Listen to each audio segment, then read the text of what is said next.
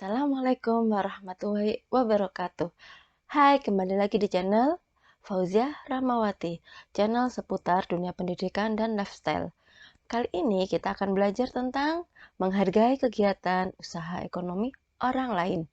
Materi ini ada di kelas 5, tema 2, subtema 3. Oh iya, untuk kalian yang butuh artikel-artikel pendidikan, untuk baca-baca, boleh cek di www.eduinspirasi.com. Sudah siap? Yuk, kita mulai materinya. Sebelum kita belajar bagaimana cara menghargai kegiatan ekonomi orang lain, kita awali dengan tahu apa arti kegiatan ekonomi. Apa sih kegiatan ekonomi itu? Kegiatan ekonomi adalah suatu aktivitas atau usaha yang dilakukan manusia untuk mewujudkan kemakmuran. Nah, kegiatan ekonomi ini dibagi menjadi 3. Pertama, produksi, kedua, distribusi, dan ketiga, konsumsi. Kita mulai dengan kegiatan produksi. Kegiatan produksi adalah kegiatan yang bertujuan menghasilkan dan atau menambah nilai guna dari barang atau jasa. Tujuan dari kegiatan produksi adalah menghasilkan barang atau jasa yang dapat memenuhi kebutuhan konsumen. Pelaku dari kegiatan produksi disebut produsen. Jadi, nama kegiatannya itu disebut produksi ya. Nama kegiatan menghasilkan barang itu disebut produksi.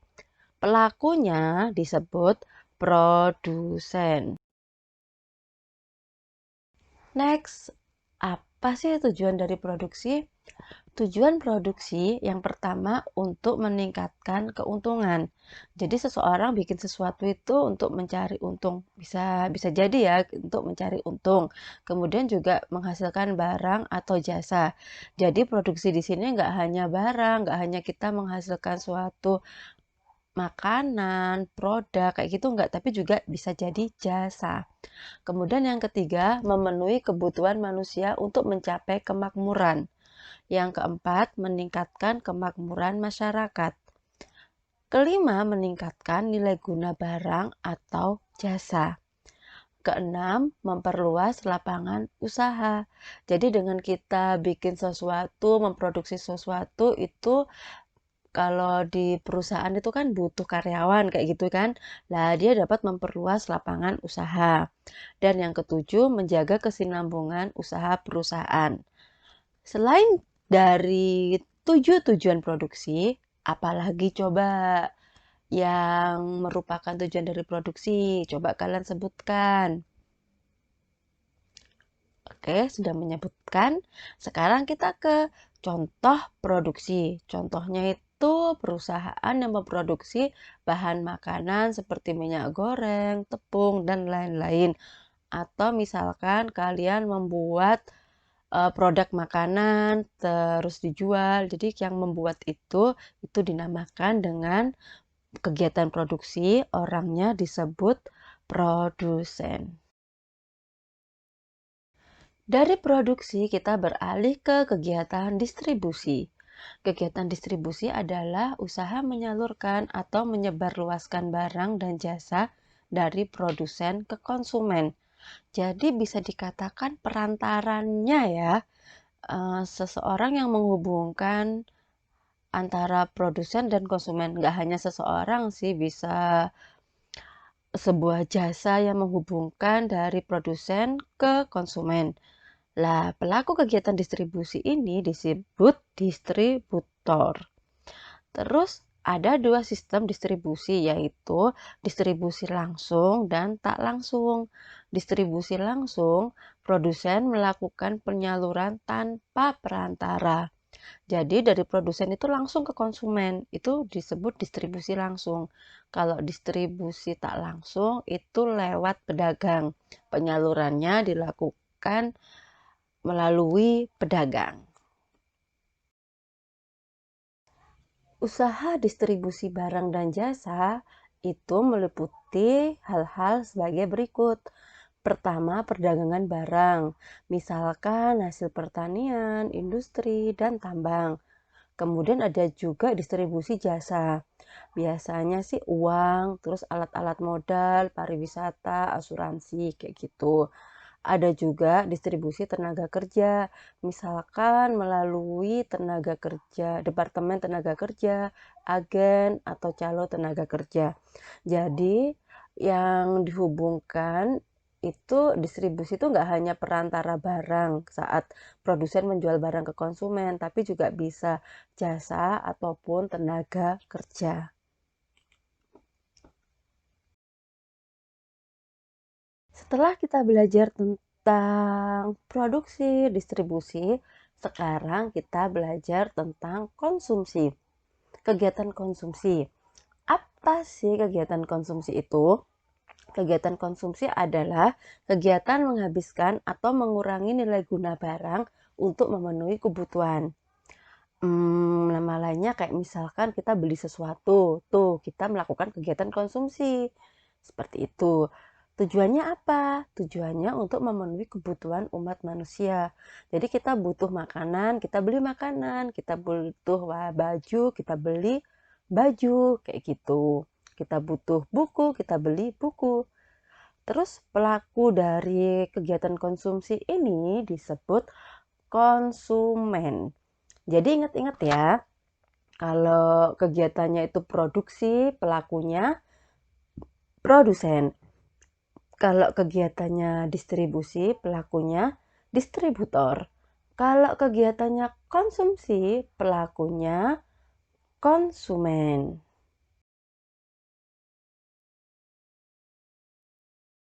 Nah, sekarang kita coba contoh kegiatan produksi, distribusi, dan konsumen di bidang pertanian.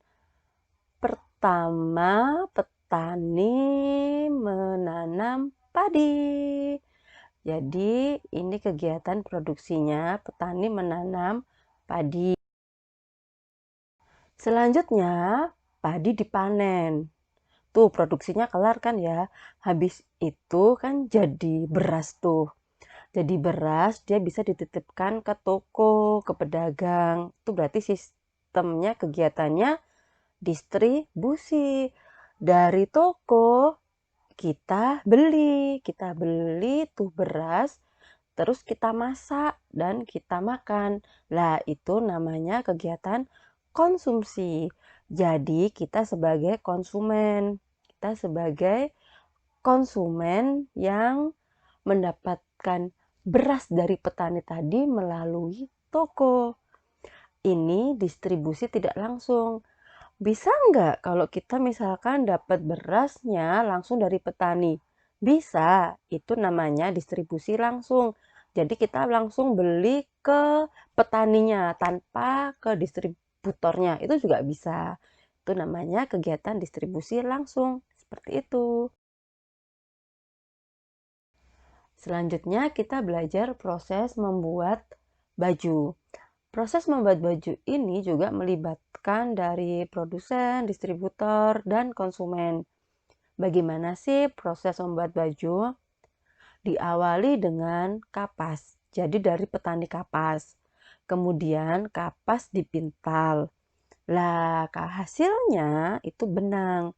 Dari benang ini juga sudah bisa untuk dijual belikan. Terus juga bisa diolah lagi. Dia ditenun untuk menjadi kain. Lah, kain ini juga sudah bisa dijual. Jadi dari sini pun sudah bisa ada kegiatan konsumsi. Terus dari kain bisa diteruskan lagi dengan membuat pola baju. Selanjutnya di menjahit baju. Setelah baju dijahit, jadilah baju itu sendiri. Lah, dari proses membuat baju ini kita sudah melihat ada beberapa produk yang dihasilkan. Mulai dari benang, kain, kemudian baju. Lah, ini ya. Jadi, dari satu alur ini sudah terlihat kita bisa melakukan kegiatan konsumsi, membeli benangnya mungkin, atau kainnya, atau bajunya. Tuh. Itu ya, ini contoh dari proses membuat baju. Tadi kalian sudah melihat proses bagaimana padi menjadi nasi sampai akhirnya kalian menikmati untuk sarapan, untuk bekal, untuk makan, kayak gitu-gitu. Terus kalian juga sudah melihat proses dari kapas menjadi baju. Prosesnya panjang, butuh perjuangan orang-orang yang ada dalam kegiatan ekonomi tersebut. Lah, karena prosesnya panjang dan butuh perjuangan, jadi kita harus menghargai kegiatan usaha ekonomi orang lain. Kenapa sih kita harus menghargai kegiatan usaha ekonomi orang lain? Ini karena manusia sebagai makhluk sosial ekonomi. Hah? Makhluk sosial ekonomi? Apa itu? Lah, jawabannya ada di sebentar lagi ya. Oh ya, sebelum Ibu jawab apa sih ke manusia sebagai makhluk sosial ekonomi, jangan lupa kalian like, subscribe, dan komen dulu ya. Karena like dan subscribe kalian itu menjadi penyemangat Ibu. Tuh. Oke, sekarang kita bahas manusia sebagai makhluk sosial ekonomi. Untuk mempermudah istilah ini, akan Ibu bagi menjadi dua bagian. Pertama, manusia sebagai makhluk sosial atau homo socius. Yang kedua, manusia sebagai makhluk ekonomi atau homo economicus. Lah, yang pertama makhluk sosial. Kenapa sih manusia disebut makhluk sosial? Karena manusia tidak bisa hidup sendiri. Manusia itu butuh orang lain untuk mencapai keinginannya. Jadi manusia itu butuh yang namanya hidup bermasyarakat, berinteraksi, saling menolong, saling empati, dan saling kerjasama. Terus kalau manusia sebagai makhluk ekonomi, manusia melakukan kegiatan ekonomi untuk memenuhi kebutuhan yang beragam. Mirip sama yang makhluk sosial, manusia juga hidup bermasyarakat, berinteraksi, saling menolong, saling empati, dan saling kerjasama. Nah, kegiatan dari ini itu dibutuhkan yang namanya moral. Moral untuk menghargai usaha ekonomi orang lain. Jadi kita harus menghargai usaha ekonomi orang lain. Bagaimana caranya? Caranya bisa dengan mengucapkan terima kasih. Ucapan yang sederhana tapi syarat akan makna. Dengan kalian mengucapkan terima kasih, kalian sudah menghargai usaha ekonomi orang lain. Yang kedua, memberikan pujian atau penghargaan. Jadi misalkan kita beli sesuatu itu bisa dipuji, wah manis sekali buahnya, wah rapi sekali pekerjaannya, kayak gitu-gitu. Terus yang ketiga, tidak merendahkan usaha orang lain. Masing-masing kita pastinya tidak ingin direndahkan pula. Jadi kita harus menghargai orang lain, jangan merendahkan usaha orang lain kayak ngejek kayak gitu ya. Itu bisa membuat orang lain down dan gak semangat lagi, semacam itu. Jadi yuk kita hindari ya, tidak merendahkan usaha orang lain. Yang keempat, tidak iri atas keberhasilan usaha orang lain. Lah, kalau ada orang yang berhasil itu tidak harus kita iri, tapi kita nganan. Bentar. Enggak. Maksudnya enggak itu. Maksudnya kalau ada orang berhasil ya kita bisa tanya, apa sih resep berhasilnya? Terus bisa kita tiru itu, kayak gitu. Jadi orang yang berhasil itu malah memotivasi kita agar kita juga ikut berhasil. Selanjutnya, bersaing dengan sehat. Ya, boleh saja kita bersaing dengan orang lain, dengan teman kita, dengan usaha yang sudah ditekunin orang lain, tapi bersaingnya dengan sehat. Bersaing dengan sehat itu yang gimana? Yaitu dengan meningkatkan kualitas barang. Bisa juga dengan memberikan pelayanan yang terbaik. Terus bisa juga memberikan harga murah. Kayak misalkan kalau kalian amati ya, Indo April itu selalu selalu berdekatan dengan Betamax ya. Kalian tahu kan istilah ibu Indo April sama Betamax. Kalau di dekatnya Indo April pasti ada Betamax. Padahal itu kan yang disediain sama ya. Tapi kok mereka letaknya deketan. Lah, itu mereka bersaing dengan sehat. Misalkan di yang A itu diskon ini, yang sana bikin inovasi, promo apa, kayak gitu-gitu. Pelayanannya juga. Pernah nggak sih kalian masuk gitu kan? Pernah ibu masuk itu dikagetin. Belanja di Indo, maaf, belanja di Indo April, gulanya gratis lah, kayak gitu-gitu. Jadi pelayanannya dibuat yang bagus, kayak gitu. Atau waktu ibu masih menjadi itu apa namanya punya usaha kecil-kecilan itu biasanya kalau satu lusin itu isinya nggak 12 tapi 13.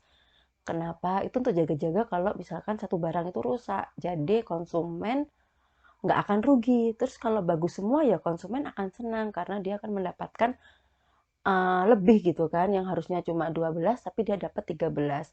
Lah, hal-hal semacam itulah kita bersaing dengan sehat, tidak menghancurkan usaha orang lain tapi bagaimana kita membuat inovasi di produk kita gitu.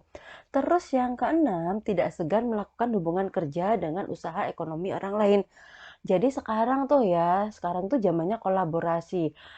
Bukan zamannya lagi kalau kita itu bersaing yang saling menjatuhkan, tapi kolaborasi. Kayak misalkan ada jualan soto, terus di sebelahnya ada orang jualan es atau mungkin ada kalau orang jualan bakso sebelahnya jualan es. Jadi mereka saling kerjasama tuh kolaborasi. Kalau habis makan bakso dia haus dia bisa beli es di sebelahnya semacam itu. Atau seorang yang dia itu usaha bikin bikin bantal kayak gitu ya dia kerjasama dengan petani kapas gitu-gitu. Ya, jadi gimana kita kolaborasi dengan orang lain, dengan pihak lain yang itu saling menguntungkan. Selanjutnya nomor 7, meneladani keberhasilan orang lain. Tahu nggak sih bedanya orang pintar dan orang cerdas? Orang pintar itu dia belajar dari pengalamannya yang lalu, pengalamannya diri sendiri ya, pengalaman diri sendiri yang lalu. Tapi kalau orang cerdas, dia belajar dari pengalaman orang lain. Nah, dengan kita banyak baca buku tentang rahasia cerdas seseorang atau tokoh siapa gitu ya. Terus kita meneladani, kita meniru resep resep berhasilnya dia lah itu kita bisa menjadi orang yang cerdas karena kita nggak perlu melakukan satu kesalahan untuk sebuah inovasi tapi kita bisa mengamati dari keberhasilan seseorang kemudian kita modifikasi seperti itu. Dan yang kedelapan, menghargai barang buatan dalam negeri, cinta produk Indonesia ya. Jadi misalkan kalian pakai sepatu produknya Indonesia, pakai tas produknya Indonesia. Sekarang banyak loh produknya Indonesia itu yang kualitasnya itu udah kualitas ekspor. Dan dengan kita menghargai, membeli produk-produk dalam negeri, kita membantu perekonomian dalam negeri. Kayak misalkan dari UKM, usaha-usaha menengah yang belum seperti perusahaan-perusahaan itu kan usaha-usaha rumahan, belilah di saudara sendiri, di tetangga sendiri. Dengan gitu kita bisa membuat perekonomian lokal menjadi lebih bagus lagi. Tahu. Dan kenapa sih kita harus menghargai kegiatan usaha ekonomi orang lain? Ya, yang pertama karena setiap kegiatan usaha ekonomi yang dilakukan seseorang bermanfaat bagi orang lain. Kalau misalkan kita butuh baju baru, kalau kalian harus bikin dulu ke petani kapas, bikin benangnya, jahitnya, bikin pola, ribet sekali itu. Mending sudah beli saja lah, kayak gitu kan. Jadi tuh usaha orang itu bermanfaat. Kalau misalkan kalian sedang sakit, semoga nggak sakit sih, ini cuma misalkan ya, misalkan sakit nggak bisa masak, berarti beli masakan ke orang lain. Kita membantu perekonomian orang lain, kita pun juga kenyang. Gitu, mutualisme ya. Terus yang kedua, setiap pelaku kegiatan ekonomi memiliki peran masing-masing yang saling menguntungkan.